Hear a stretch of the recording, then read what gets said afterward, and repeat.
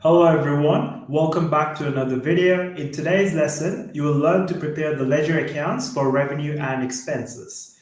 We will look into adjustments for income receivable, prepaid and accrued expenses. You will see the question on the left hand side of your screen, and on the right hand side, we have all the workings which I'll go through step by step.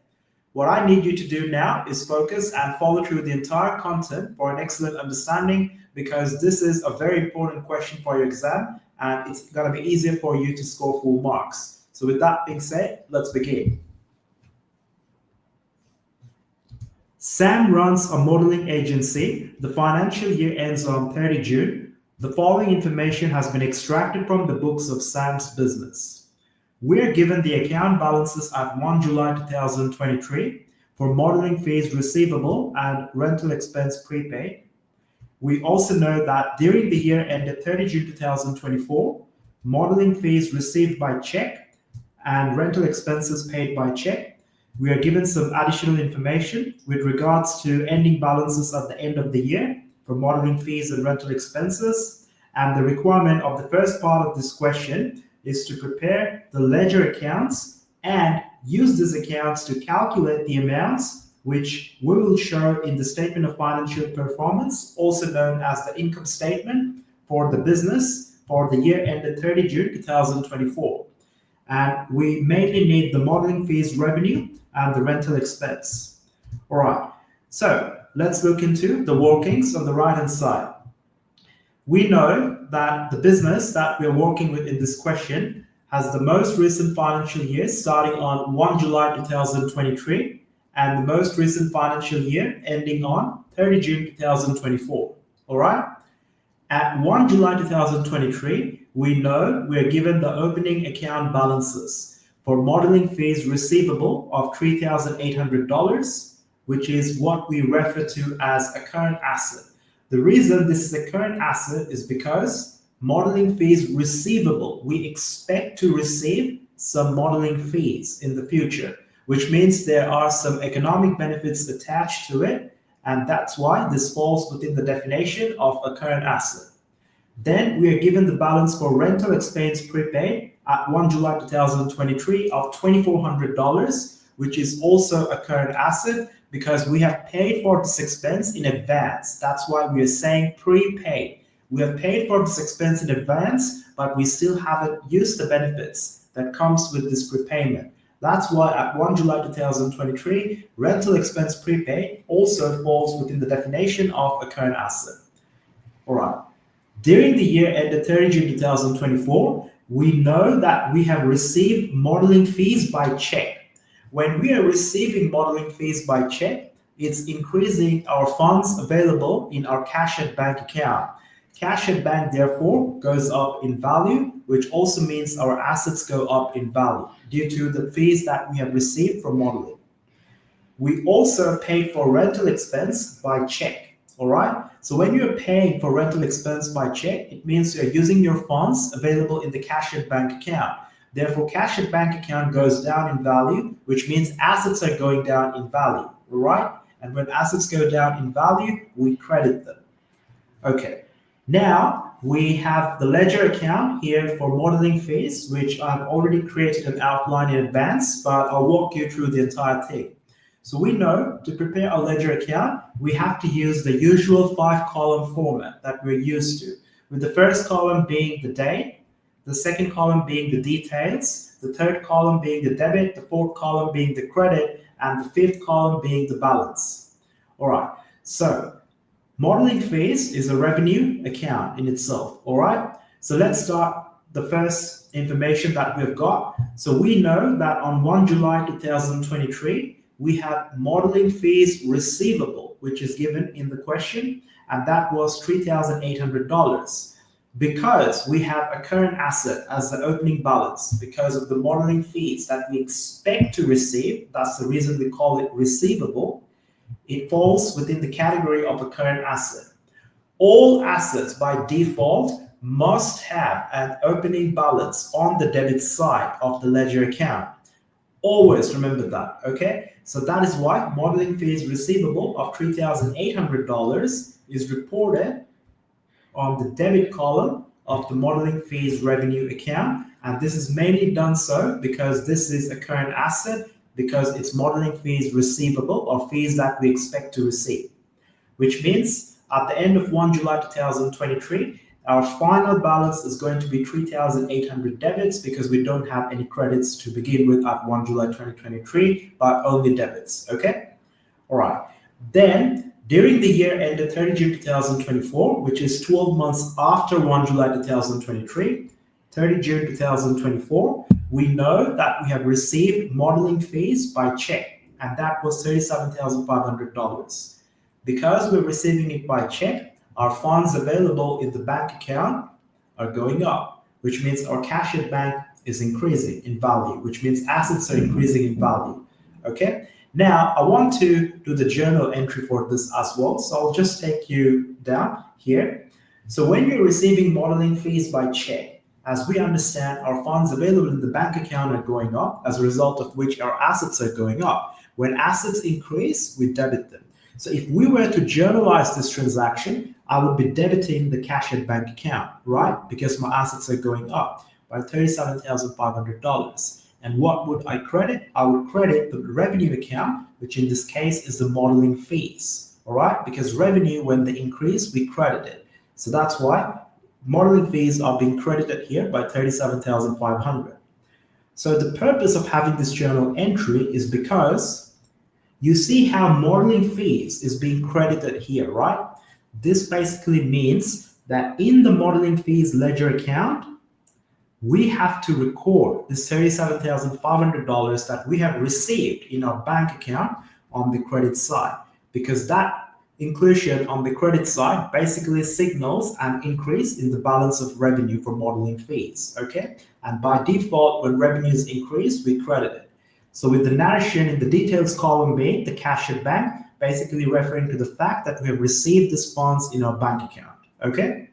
The net balance at the end is 33,700 credit. How did we arrive here? At the end of 1 July 2023, we had a final balance of 3,800 debit. Then what happened at 30 June 2024 is we included 37,500 on the credit, which means there was a difference between credits and debits, and the difference is 33,700, but the final balance is a credit because we now have more credits than debits, okay? All right.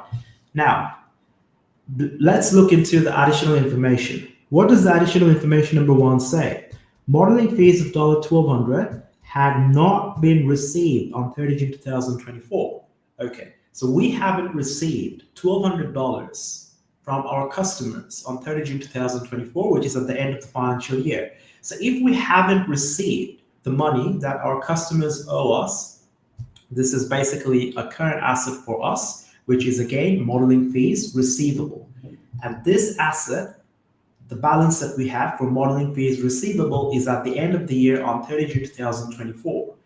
Always remember, all assets by default have an opening balance in the ledger account reported on the debit side and the closing balance reported on the credit side. So I've done a table here. You can see on the left-hand side underneath the question where I've shown that assets must have an opening balance always on the debit side and the closing balance always on the credit side. Make sure to remember this always, and this is going to help you get full marks every time, okay? All right, so again, at 30 June 2024, I've written modeling fees receivable in the details column with the amount being $1,200 reported on the credit side, and this is a current asset, which means that all assets must be reported on the credit side if they have a closing balance, okay? Apologize for that. Again, sorry. So all assets must have a closing balance on the credit side, okay? So altogether, what do we have here? So we have 33,700 credit from the end of previous transaction, plus an additional $1,200 in credit, which gives us altogether an amount of 34,900 credit as the final balance at the end of 30 June 2024, okay? All right. Now, always remember that all income, revenue, or expense, all income or revenue and expense accounts must be reset to zero balances at the end of the financial year. Okay, this is mainly following the accrual basis accounting concept, or you could also say the matching accounting theory, because profit needs to be calculated accurately based on the revenues that you have earned and the expenses that you have incurred in a given financial period, which in this case is starting 1 July 2023 and ending 30 June 2024. We also want to avoid double counting revenue and expense accounts by carrying forward any balances in the next financial year. We do not want to do that. So therefore, revenue and expense accounts must be reset to zero so that the calculations are specific to one given financial year, which in this case is starting 1 July 2023 and ending 30 June 2024. So as you understand, we must reset the final balance to zero, okay, for modeling fees, which is a revenue account in itself. And how do we get a final balance of zero? We prepare a closing entry where we transfer any balances that are remaining to the income summary account. This is basically indirectly saying that when you prepare the statement of financial performance, you will report the amount for modeling fees revenue, right? And that amount is going to be 34,900, okay? So let me show you what's going on. So in the details column, I'm going to write income summary, which is basically the start of the closing entry, and we want to transfer the entire 34,900 credit that we have at the final balance at the end of the previous transaction, right? So we want to close this. We want to transfer this. So if we want to transfer this out of the modeling fees revenue account, what do we have to do? Do we have to debit or credit it? The logic is modeling fees is a revenue account in itself, which by default is credit in nature when it increases. Now that we have to transfer this amount out, which means we have to reduce the modeling fees revenue account to zero, right? So because we have to transfer this amount out, we have to reduce the revenue account by including this amount again on the debit side at the end.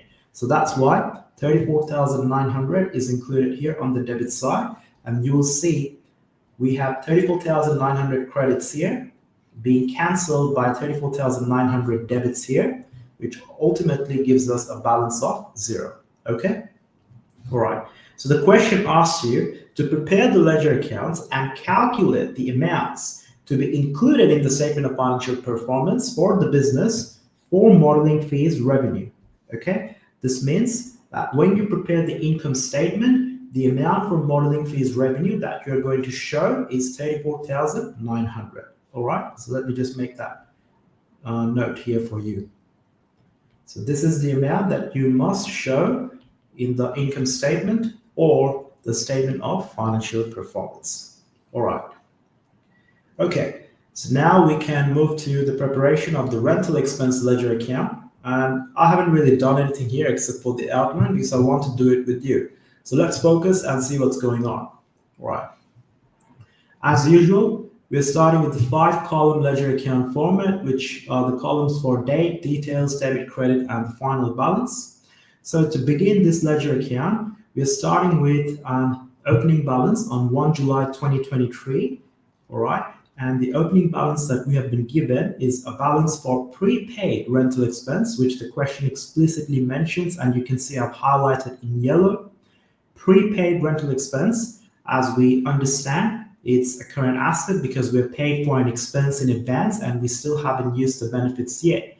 All right. So based on our discussion that we had before, all assets should have an opening balance by default on the debit side of the ledger account. So we are going to include $2,400 on the debit side of the ledger account, with therefore the final balance being $2,400 debit. Okay? All right. Now, during the year ended 30 June 2024, rental expenses paid by check was $36,000. So when we are paying for rental expense by check, what's the journal entry? All right, so let's see what's the journal entry. When we are using our funds available in our bank account, that's what basically means paying by check. Our funds available in the bank account is going down, which means cash at bank is going down in value, which means assets are going down in value. When assets go down in value, we credit them. So therefore, we would be crediting the cash at bank account by $36,000. Okay, and what would be the debit entry against it? Basically, we have paid for rental expense, and by default, all expenses by nature are debited when they increase. in contrary to all revenue expenses by default being credited when they increase, which you have seen in the previous question that we have done, okay? So, as we understand, the rental expense ledger account will therefore be debited by $36,000. So this is our rental expense ledger account. So we will include the $36,000 on the debit side, okay? And this is mainly due to funds that we have used from our bank account for expenses that we have paid, okay? So now we have got two debits from 1 July 2023 and also another debit from this transaction at 30 June 2024. So altogether, these two debits get added up, which means we've got 38,400 debit as the final balance at the end of this transaction. Okay, now let's look into the additional information. Number 2, rental expenses amounting to 3,900 for the months of May and June are still owing. Okay, we still owe these rental expenses, right? Which means we have used the space as tenants, but we still haven't paid for this, which means that this is what we classify as an accrued rental expense, okay? Accrued rental expense is a current liability because it's a present obligation for the business. We have used the benefits by utilizing the space as tenants, but we haven't paid our landlord yet. That's the reason we're saying it's owing. And that's for the month of May and June, which are also falling in the current financial year ending 30 June 2024, the total amount being 3,900. So we have established for sure that this is a current liability, right? So hold that thought and let me write that in the details section first.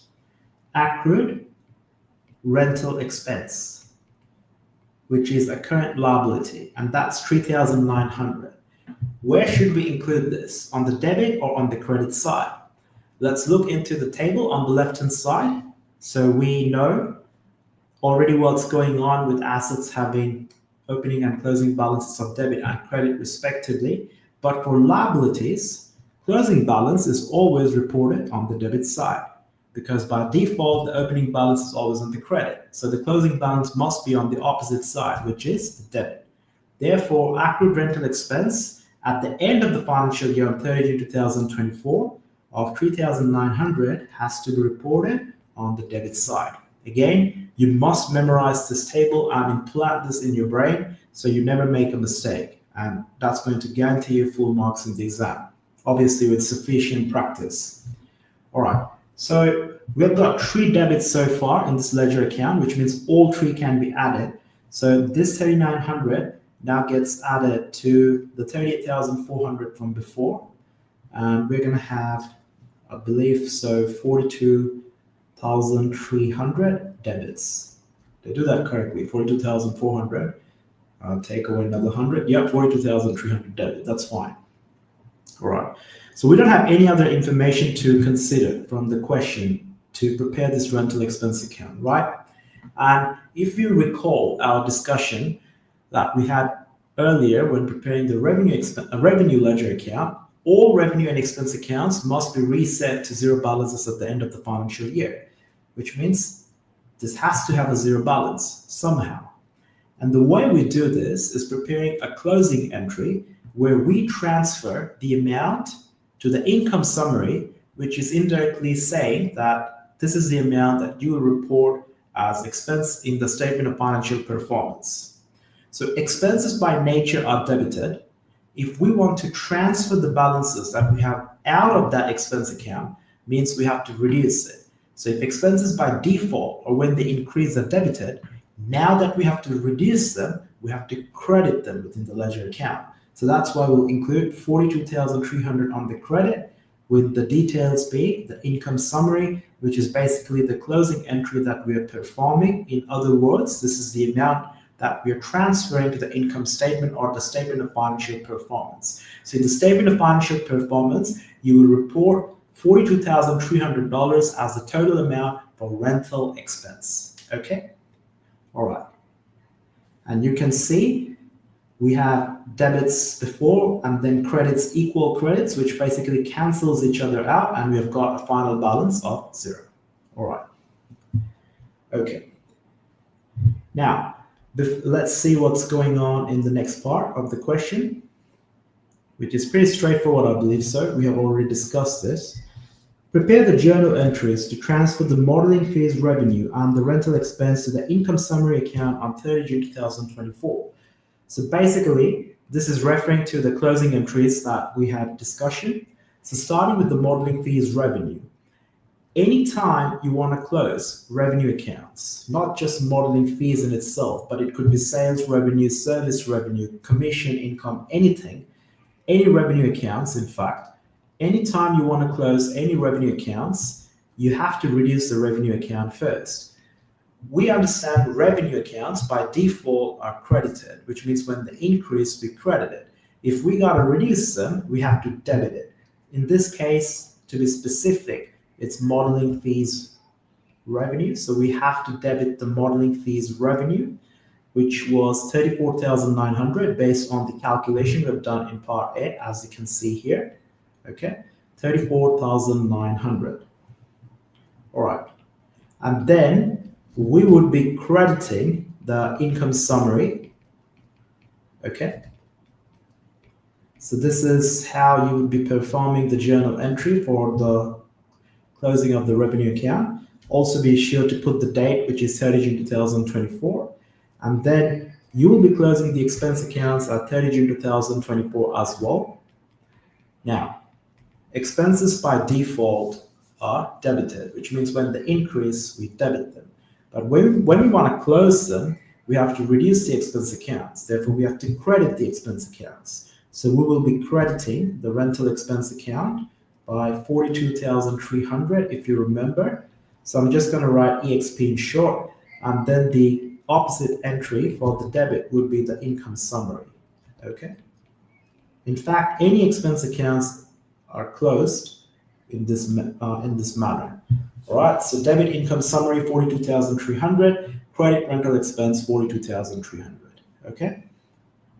And if you are confused where we got 42,304, I'll just scroll back up. Here it is. Okay. All right. Yep. So that's all for today's lesson. I believe you found value in this content.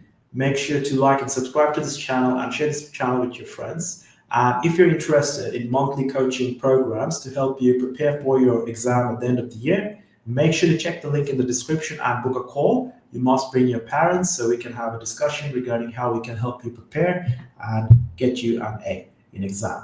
So I'll see you in the next lesson.